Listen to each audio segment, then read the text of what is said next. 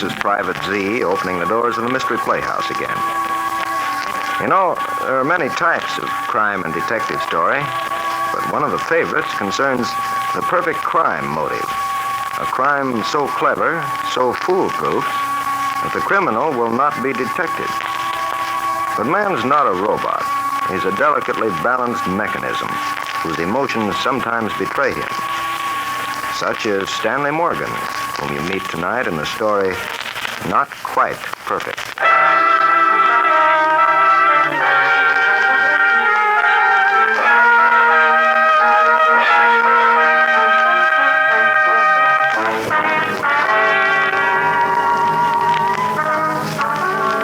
Long after midnight, in a New York apartment, a man hunches over a typewriter.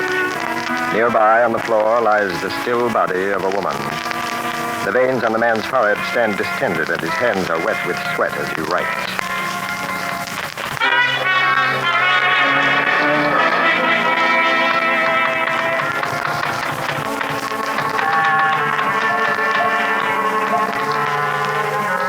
I, Stanley Morgan, make this confession of my own free will. All my life I've been a coward and a failure. The only thing I ever succeeded at was murder. I'd once thought of myself as a potential playwright. And yet this story here is the first and last I'll ever write. And this wouldn't have been written if I had not met Esther. Lovely, desirable, exciting woman. She was everything a man could want in a woman. And she was practical and materialistic, too. Oh, Stanley, you're so amusing. Charging around like a white knight, begging me to marry you and share your poverty. Don't laugh at me, Esther. I'm not a complete fool. I know we got to have money to be happy, a lot of money. But even if we had money, Stanley, you'd need a divorce first. And your wife will never give you one. Well, anyway, promise me you won't marry Bob Randall. Not this year, darling.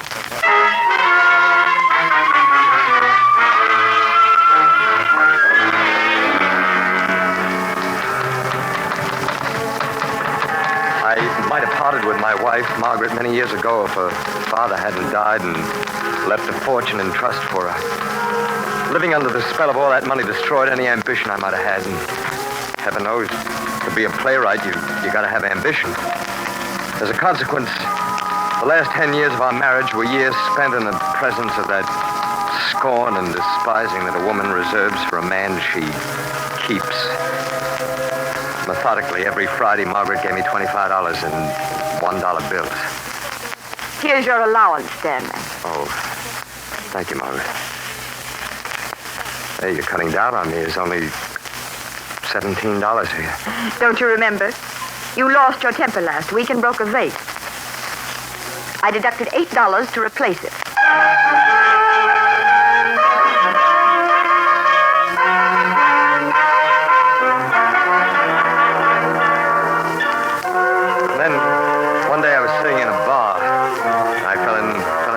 With a bartender, and suddenly I realized that I was going to murder my wife.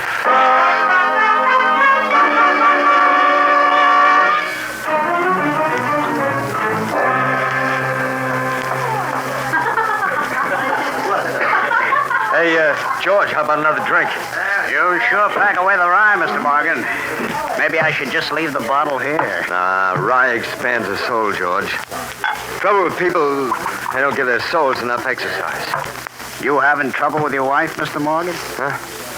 What makes you say that? No, don't get sore. I'm not poking my nose in your business. Only when a guy about 40 years old starts talking about how rye gives gymnastics for the soul, well, I know he's having wife trouble. Now, take that guy over there. He ain't been home for 2 days. He's a funny one. Got involved in a trick holdup the other day. Well, all right, you can't stop there. You got my curiosity up. Screwy thing. That guy and his wife was walking home the other night. Dark, understand? Well, some bozo jumps out of the bush. Give me your money or your life. This guy throws up his hands. But there must have been something about the woman the burglar didn't like. So he hauls off and gives the dame a black eye. Funny, she must have been holding out. I got a better theory. Oh, theory goes with her. Well, give. It was Doc, see? And the way I figure, this guy took advantage of the situation to slug his wife and blame it on the burglar. Gee, ain't I just a natural born enemy of marriage?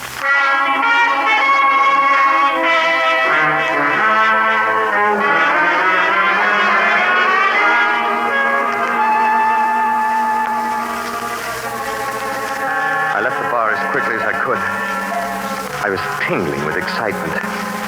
The bartender had unwittingly suggested a scheme for a perfect crime.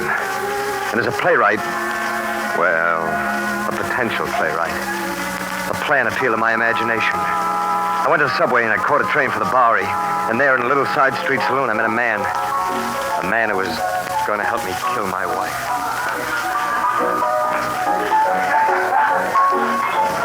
Hey, waiter, bring me and my friend another drink, will you? You want another drink, don't you, Mr. Call me Red. Okay, Red. My name's Morgan, Stanley Morgan. Forget it. Better not to have a name around a place like this. A derelict like me don't need a name. A sightseer like you is better off without one. Hey, you sound as if you got it in for somebody. I got it in for everybody. But mostly I got it in for myself. Maybe what you need's a new chance, Red. Are you kidding me, mister? That spit about a new chance hanging on a gaboon. I'm a professional derelict. I'm a bum by preference and opportunity. I keep one eye out for the main chance, and the other skeptical of fall-down games. Now, what's on your mind? Well, if there's one thing I like, Red, it's a man who lays all his cards on the table. See, I came here looking for someone like you because... Spit it out? Well, what I mean is, I need someone to do a, well, not exactly pleasant job for me. I don't do no murders. I didn't ask you to do a murder, did I? Now, don't get jumpy. However, for a fee, I'll put you next to somebody who'll knock down anybody you want. Well, no, what I got on my mind is quite respectable. I don't care about that part. How much money's involved? $100? You're lying. There's nothing respectable about $100. But spread it out once. Let's see where it goes. Looks like this, Red. You see, I've been married to a woman for 20 years, and just recently I met another woman, and I wrote her some letters. Oh, you chump. You great big stupid chump. Yeah, I know it was a very foolish thing to do, but I couldn't know she was after my money. And you want the letters back, huh? Okay, what's the layout? Well, there's a dark, deserted street near her house, and tonight I'll be walking down that street with the woman. I'll tell her I've agreed to pay for the letters and ask her to bring them. And I jump out of a bush, throw a gun, and take everything both of you got, including the letters. Right. How do you know I won't keep the letters and blackmail you myself? Well, I just have to take that chance. Okay. Make it $150, and you've purchased a boy.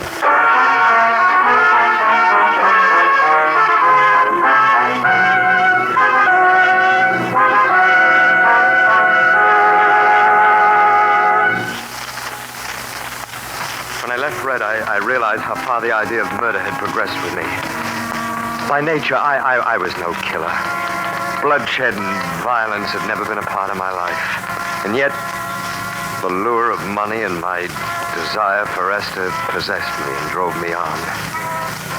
In accordance with my plan, then, I invited Margaret to a late movie, and on the way home, it happened. I just can't get over it, Stanley. You taking me to the movies for a change. Well, have to do something to earn my $25 a week, don't I? Stanley, why are we turning here? You afraid to walk down a dark street with me, Margaret? Really, Stanley, that tone of voice. If I didn't know that all you're capable of is taking money from a woman and carrying on a trashy little love affair. Stanley, what's that? I don't see anything, Margaret. A man. Look out. Stanley, don't make a sound. It's a stick. Do as he says, Margaret. He's got a gun. Okay, lady, fork over your handbag. Give it to him, Margaret. Go ahead. Give it to him. Be quick with it. Be quick. All right. Here you are. Now put your hands up again. Hey, what do you think you're doing? Be careful with that gun. Stanley. Stanley, you killed him. Yeah. Yeah, Margaret, I had a gun. I killed him in self-defense. And now I'm going to take his gun. Stanley, you arranged the whole thing. I see it all. You deliberately had that man hold us up so you could... No, Stanley, don't kill me.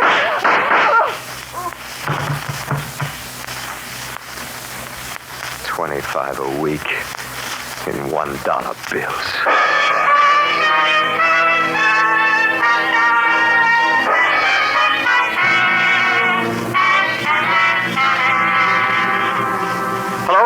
Hello, police department. Please send somebody to Hudson Avenue near Pine. There's been a holdup. A thug has shot my wife.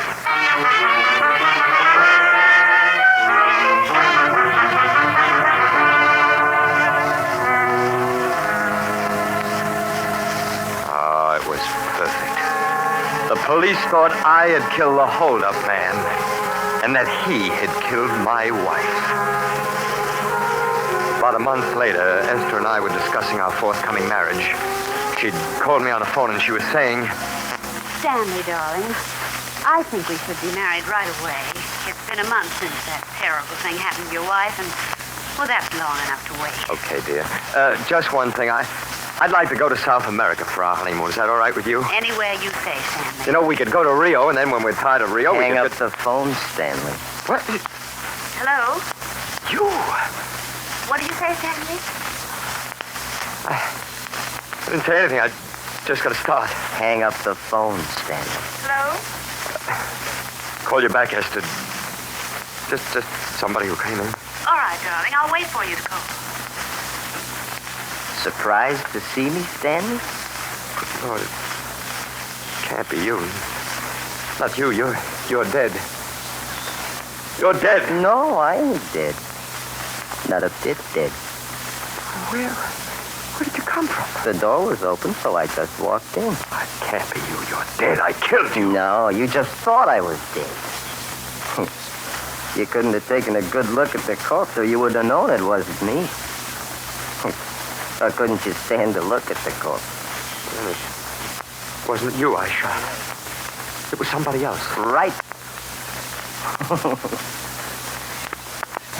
Swell layout you got here. Oriental rugs, paintings. Adds up to a lot of shekels. You sent somebody else. The substitute. You tricked me. You got a one-track mind. You take me for a sucker, I should show up for fall-down job. I found a guy who wanted to make a quick 50. Gave him the gun, and I says to myself, that's an end of the business.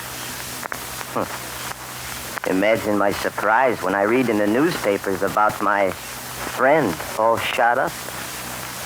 And, your wife, too, Morgan. Shut up. Shut up, do you hear? Okay, be sensitive. So I investigate, and what do I discover? Stanley Morgan inherits 75,000 fish. Well, it's plain to me that Stanley hasn't been playing cricket with me. You can't prove a thing. Okay, so I'll just tip the police off and let them do the proving. After they've been shooting questions at you for 24 hours or so. No. I couldn't take it. Good. Now that we understand each other, let's talk business, huh? I won't pay a penny in blackmail. Oh, now I didn't think you were selfish, Morgan. I just don't understand you at all. Won't pay blackmail, nasty word. Would rather go to the electric frying pan. Oh, you dirty! All right, Red. How much you want? Well, I see now. You collected 75,000. I leave you 10,000. I won't pay it. Listen, Morgan, I thought I was being generous. 10,000 ain't hey. You could do a lot with 10,000, but no, you weasel around. Okay, where's the phone? No. Wait. All right, Red, I'll pay you the money. Oh, Lord, how I wish it had been you on the other end of that gun. How I wish it had been you. Have your fun, Stanley. Only get me that money and get it today. The banks are still open. Get going. I'll be waiting right here for you.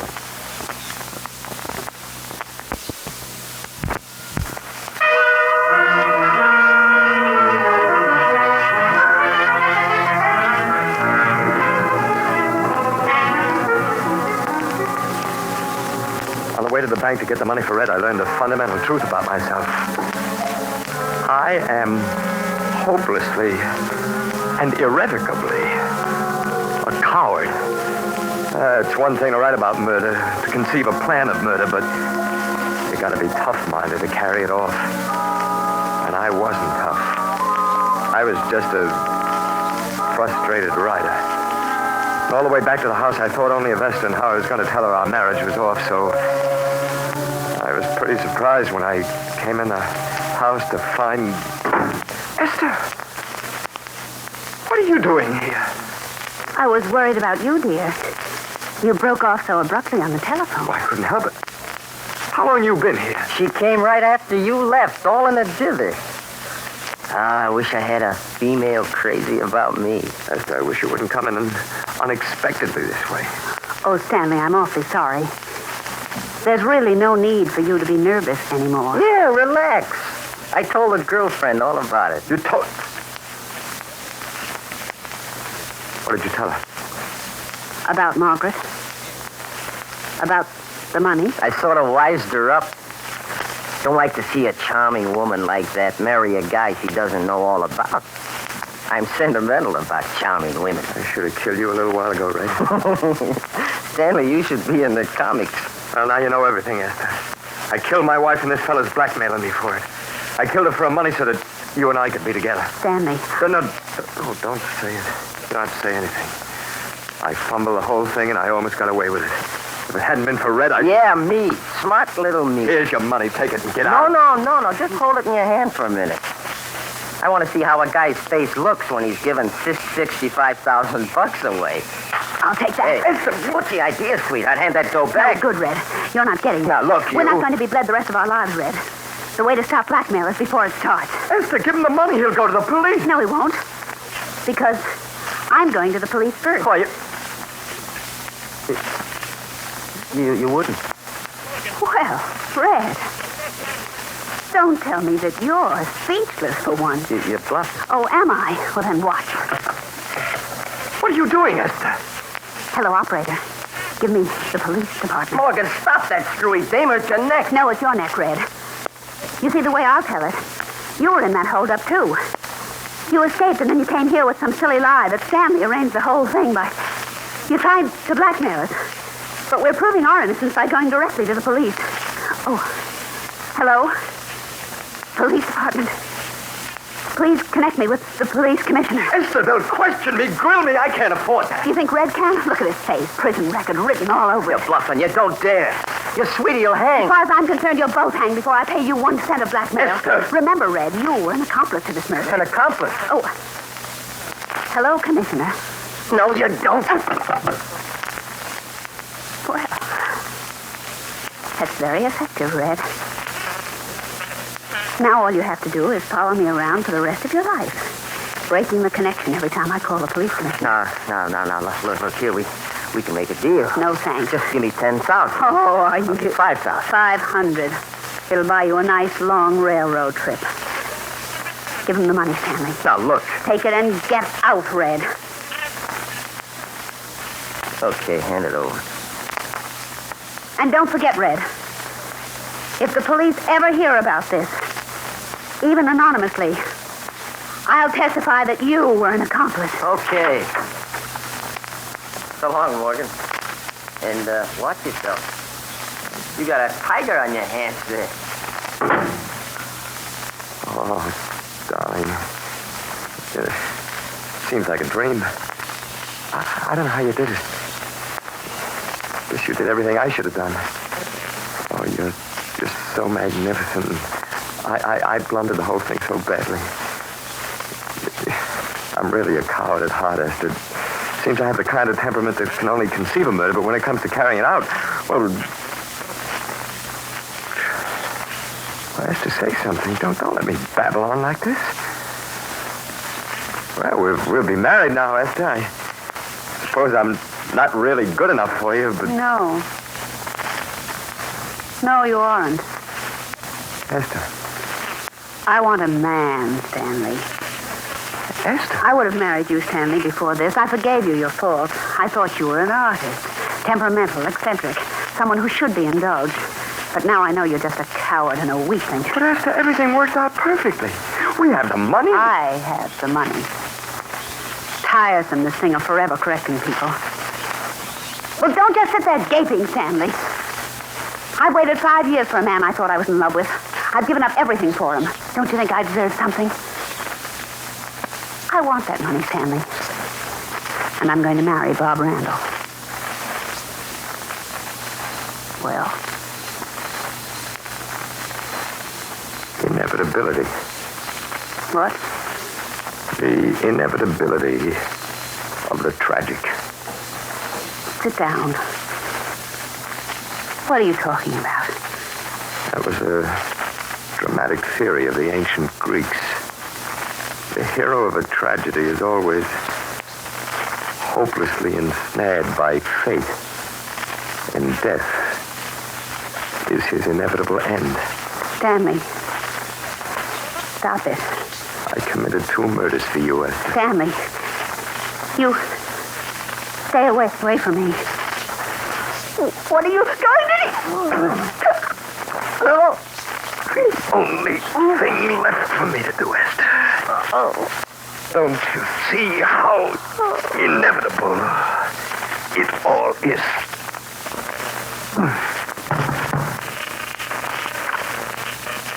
Oh, Lord. What a rotten play. Wouldn't last 2 weeks on Broadway.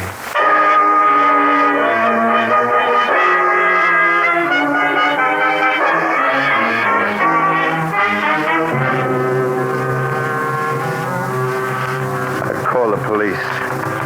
They'll be here any minute now. I wonder how many weeks before I'm tried and executed.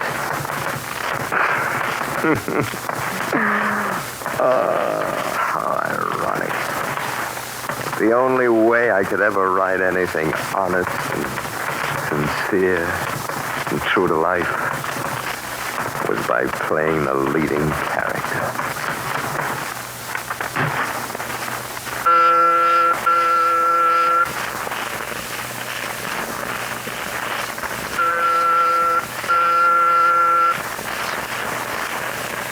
All right. Coming.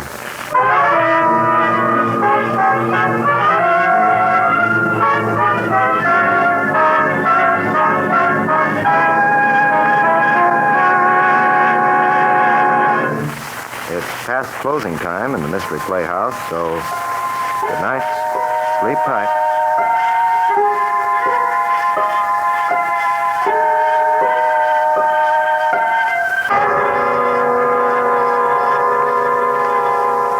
This is the Armed Forces Radio Service.